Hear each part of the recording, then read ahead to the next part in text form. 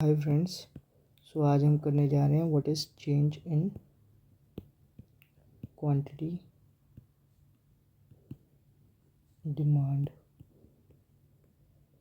और इसका एक डायग्राम हम इसका डायग्राम करने जा रहे हैं। Basically change in quantity demand होता क्या है बेसिकली, ठीक है। सो बेसिकली इट इज़, मैं अगर आपको सिंपल मीनिंग सुनाऊँ तो it is movement it is movement along the demand curve, ठीक है। So it is the movement along the demand curve. और ये क्यों होता है, मूवमेंट क्यों होती है? बिकॉज ठीक है, change in price of the good, ठीक है। और इसमें अदर थिंग्स बीइंग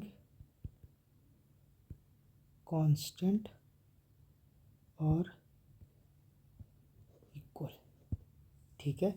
इसलिए movement along the demand curve होता है, ठीक है। सो अब इसमें दो केसेस होते हैं।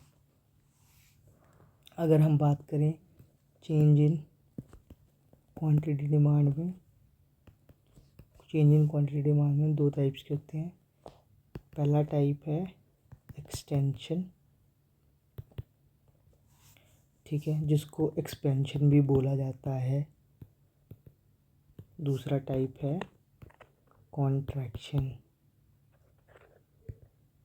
ठीक है। सो अब हम पहला करते हैं। पहला क्या है? एक्सटेंशन ऑफ डिमांड, ठीक है। इसमें क्या होता है कि प्राइस और क्वांटिटी डिमांडेड कह लीजिए। पहले प्राइस 10 था, क्वांटिटी डिमांडेड 4 है। प्राइस गिर के 5 हो गया, क्वांटिटी डिमांडेड 6 हो गया, ठीक है। सो एक्सटेंशन हो रही है डिमांड की, डिमांड इंक्रीज़ हो रहा है। क्यों इंक्रीज़ हो रहा है? क्योंकि there is change in own price of commodity. पहले प्राइस 10 था, अब प्राइस 5 है, ठीक है। तो मैं इसका डायग्राम बना रहा हूँ, ध्यान से देखना इसको। y0 x, वाई एक्सिस पे हमने ले लिया प्राइस, एक्स एक्सिस पे ले लिया हमने क्वांटिटी, ठीक है। सो पहले प्राइस 10 था मान लीजिए, सॉरी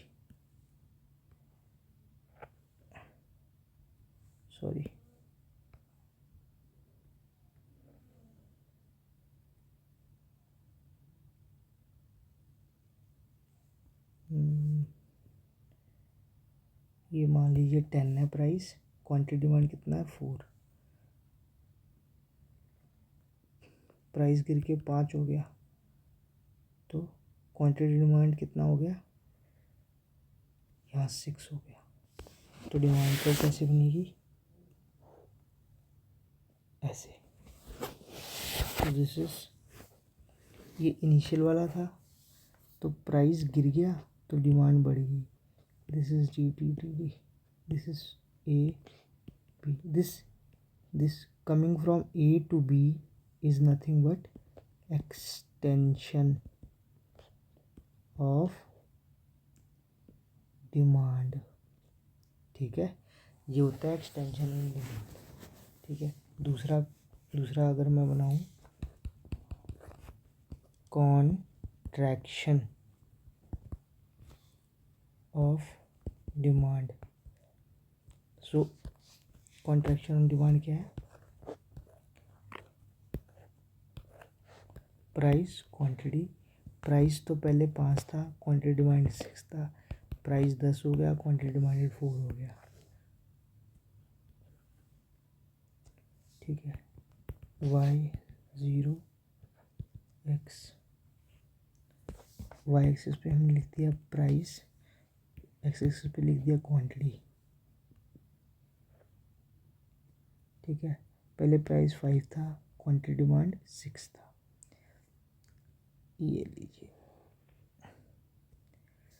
प्राइस बढ़ के 10 हो गया, क्वांटिटी डिमांड 4 हो गया।